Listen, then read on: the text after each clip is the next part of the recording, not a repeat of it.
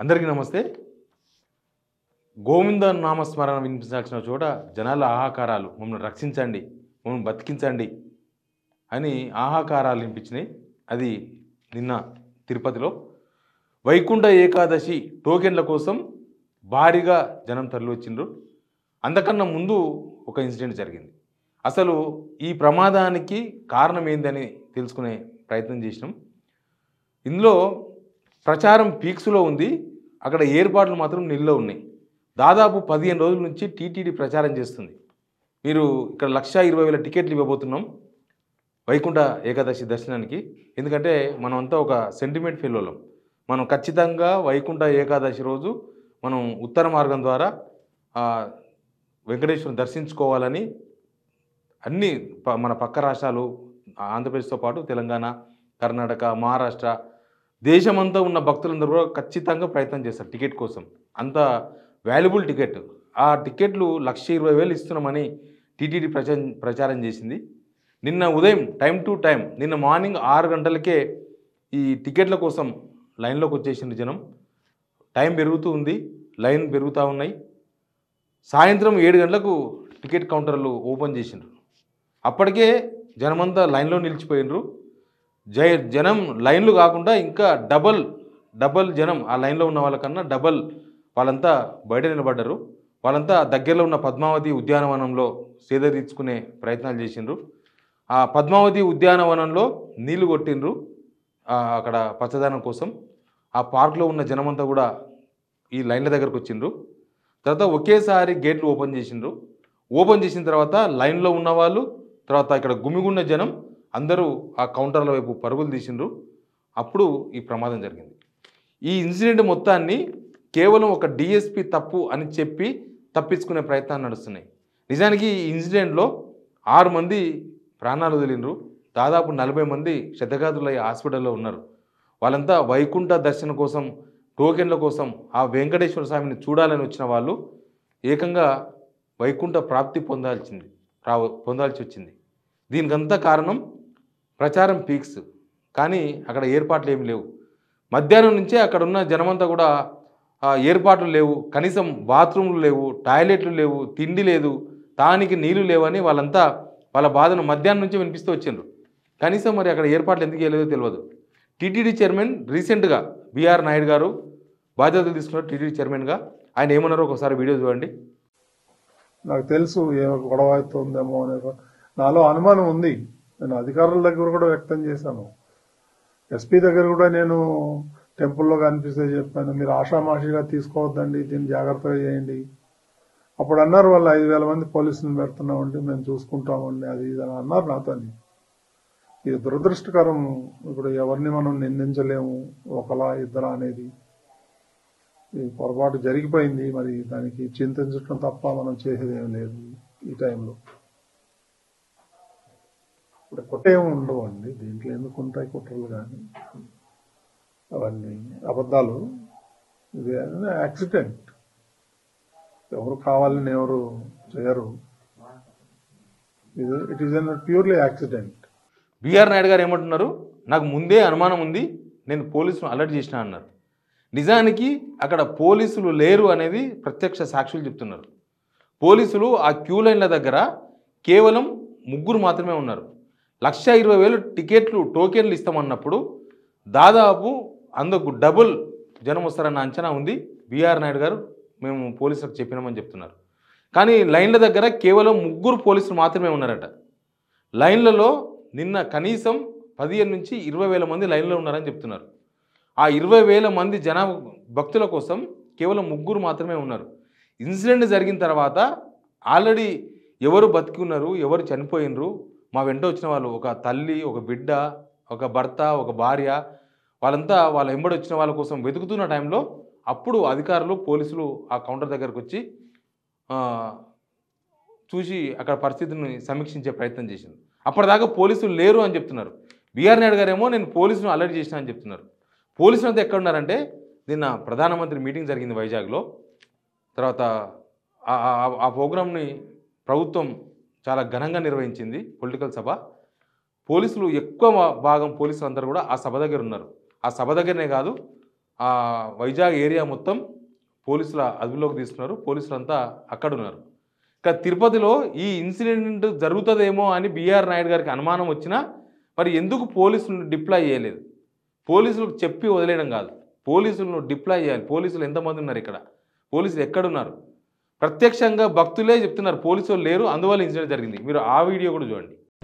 జరిగింది సార్, నేను క్యూలేని తొక్కిసలాడు కాకముందే కానిస్టేబుల్ మరి ఆయన ఎవరో తెలియదు నాకు అని పోస్ట్ ఆయన అడిగాను నేను, సార్ ఎలాగుంది మీరు ఎవరన్నా ముందు వదిలేటప్పుడు పంపించరా? ఈ మొత్తం ఇన్సిడెంట్ చూసిన తర్వాత అసలు అక్కడ బారికేడ్లు లేవు, కేవలం క్యూ లైన్లు మాత్రమే ఉన్నాయి. క్యూ లైన్లలో నిండా జనం ఉన్నారు, బయట జనం ఉన్నారు. పోలీసులు ఒక్కసారిగా గేట్లు ఓపెన్ చేయడంతోన మొత్తం జనమంతా ఒకేసారి పోటెత్తి ఆ కౌంటర్ దగ్గరికి వెళ్ళే ప్రయత్నంలో తొక్కిసలాట జరిగిందనేది చాలా క్లియర్గా కనబడుతుంది. ఇందులో టీటీడీ నిర్లక్ష్యం, ప్రభుత్వ నిర్లక్ష్యం అన్నీ కనిపిస్తున్నాయి.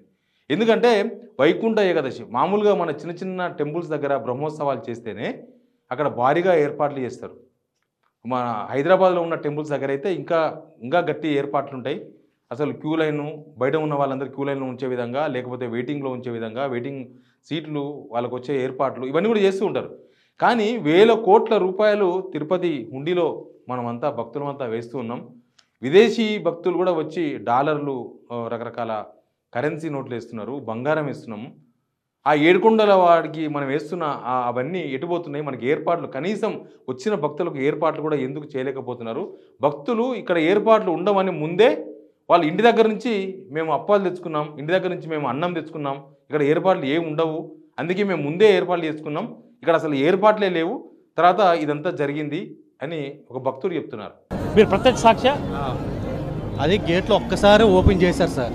ఓపెన్ చేయని ఒకళ్ళ మీద ఒకరు ముందున్న కిందన పడిపోయారు, వాళ్ళ మీద అలాగా ఒక్కసారి తొక్కిసలాట జరిగిపోయిందండి. నేను కిందన పడిపోయాను. ఏదో జరగబోతుందని టీటీడీ చైర్మన్ బిఆర్ నాయుడు గారికి అనుమానం ఉన్నప్పుడు ఎందుకు సమీక్ష చేయలేదు? కనీసం ఎందుకు జాగ్రత్తలు ఎక్కువ తీసుకోలేదు? పోలీస్ ఆఫీసర్లను పురమాయించడం కాదు, అక్కడ ఏర్పాట్లు ఉండాలి. అంతకుముందు ప్రెస్ మీట్ పెట్టినప్పుడు అన్నప్రసాదాలు ఏర్పాటు చేస్తున్నాం, సమాచార కేంద్రాలు ఏర్పాటు చేస్తున్నామని బిఆర్ నాయుడు గారు ప్రెస్ మీట్లో చెప్పిండ్రు. అసలు సమాచార కేంద్రాలు ఎక్కడున్నాయి? అసలు ఎవరు చనిపోయినరో, చనిపోయిన తర్వాత కనీసం 12-14 గంటల తర్వాత కూడా సమాచారం లేదు. అసలు వాళ్ళు ఎమ్మడొచ్చిన వాళ్ళు కనిపించకపోతే ఆ టోకెన్ల కోసం వచ్చిన వాళ్ళ కుటుంబ సభ్యులు తీవ్రమైన ఆందోళన చెందినారు. మా భార్య ఎటుపోయింది, మా చెల్లి ఎటుపోయింది, మా కొడుకు ఎటుపోయింది, మా బిడ్డ ఎటుపోయిందని. వాళ్ళ అర్ధనాదాలు టీటీడీకి వినిపించలేదా? ఎందుకు ఈ సమాచార కేంద్రాలు వైఫల్యమైనవి? అసలు అక్కడ టీటీడీ తప్పు లేదన్నప్పుడు ఇప్పటిదాకా సీసీటీవీ ఫుటేజ్ ఎందుకు బయటపెట్టలేదు? అసలు సీసీటీవీ లేవా? ఉంటే కనిపించకుండా చేసిండ్రా? అసలు సీసీటీవీ ఫుటేజ్ బయట పెడితే వాస్తవాలు తెలిసే అవకాశం ఉంది కదా. ఎందుకు టీటీడీ నిర్లక్ష్యం చేసింది? కేవలం టీటీడీ మాత్రమే కాదు, ప్రభుత్వం కూడా బాధ్యత వహించాల్సిన సిచ్యువేషన్ ఇది. ఎందుకంటే అది యాదృచ్ఛికమో లేకపోతే ఆరోపణో తెలియదు. చంద్రబాబు నాయుడు ముఖ్యమంత్రి అయినప్పుడల్లా ఏదో ఒక ఇన్సిడెంట్ జరుగుతుంది ఇట్లాంటిది. మనం గోదావరి పుష్కరాలు చూసినాం. గోదావరి పుష్కరాల్లో అది కూడా హిస్టరీలో ఫస్ట్ టైం 24 మంది భక్తులు చనిపోయారు. చంద్రబాబు నాయుడు మళ్ళీ ముఖ్యమంత్రి అయిన తర్వాత ఇది రిపీట్ అవుతుందా అని అందరూ క్వశ్చన్లు వేసుకున్నారు. కాదు అని కొందరు సమాధానం చెప్పారు. తీరా చూస్తే టీటీడీ చరిత్రలో ఫస్ట్ టైం ఒక బృహత్తరమైన కార్యక్రమం, ఒక దేవుడి కార్యక్రమంలో 6 మంది చనిపోయి 40 మంది క్షతగాతులు కావడం. అసలు ఈ ఇన్సిడెంట్ను ఆ ఇన్సిడెంట్ను ఏ విధంగా చూడాలి మనం? కొందరు సోషల్ మీడియాలో సెటైర్లు వేస్తున్నారు. తిరుమల తిరుపతి లడ్డూలో గోమాంసంతో తయారు చేసిన నేతిని కలిపిండ్రు అని తీవ్రమైన ఆరోపణలు చేసింది చంద్రబాబు నాయుడు. బహుశా అది ఇప్పటిదాకా ప్రూఫ్ కాలేదు. ఆ ప్రభుత్వమే సిట్టు వేసినా ప్రూఫ్ చేయలేకపోయింది. అంటే ఆ లడ్డూలో జంతువుల కొవ్వు నుంచి తీసిన నెయ్యి వాడిండ్రా వాడలేదనే విషయాన్ని ఇప్పటిదాకా ఒక క్లారిటీ ఇవ్వలేదు. బహుశా వెంకటేశ్వర స్వామికి ఆగ్రహం వచ్చిందేమో, అబద్ధాన్ని ప్రచారం చేసిండ్రని, కాబట్టి ఇన్సిడెంట్ జరిగిందా అని వైసీపీకి సంబంధించిన సోషల్ మీడియా వాళ్ళంతా కూడా సెటర్స్ పేలుస్తున్నారు. ఏది ఏమైనా కూడా దేవుని కార్యక్రమం కోసం వచ్చిన వాళ్ళు, వైకుంఠ ఏకాదశి నాడు దేవుణ్ణి దర్శించుకుందామని వచ్చిన వాళ్ళు ప్రాణాలు కోల్పోవడం బాధాకరం. ఈ ఇన్సిడెంట్ను ఇంతటితో వదిలేదు, ఖచ్చితంగా దీని మీద విచారణ జరిపించాల్సిన అవసరం ఉంది.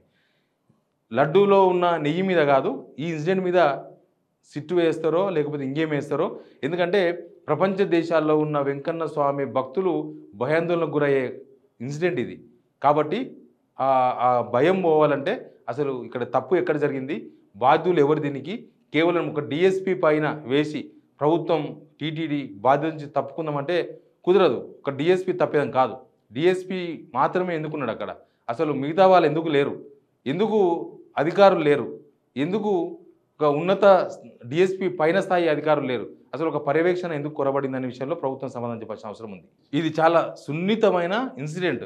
ఎందుకంటే భక్తులు వివిధ దేశాల నుంచి చంటి పిల్లలను, వృద్ధులను తీసుకొని వచ్చి రోజుల తరబడి, గంటల తరబడి క్యూలలో నిలబడి దర్శనం చేసుకొని పోతామని వాళ్ళంతా వస్తుంటారు భక్తులు. ఇప్పుడు ఈ ఇన్సిడెంట్ జరిగిన తర్వాత వాళ్ళు ఏ ధైర్యంతో వెంకటేశ్వర స్వామి దర్శనానికి రావాలనేది ఇప్పటిదాకా కూడా ప్రభుత్వం క్లారిటీ ఇవ్వలేదు. తిరుపతిలో జరిగిన ఈ ఇన్సిడెంట్ ఇంటర్నేషనల్ ఇష్యూ అయింది, నేషనల్ ఇష్యూ కాదు. ఆల్ మీడియా, వివిధ దేశాల్లో మీడియాలో కూడా ఈ న్యూస్ వైరల్ అయింది.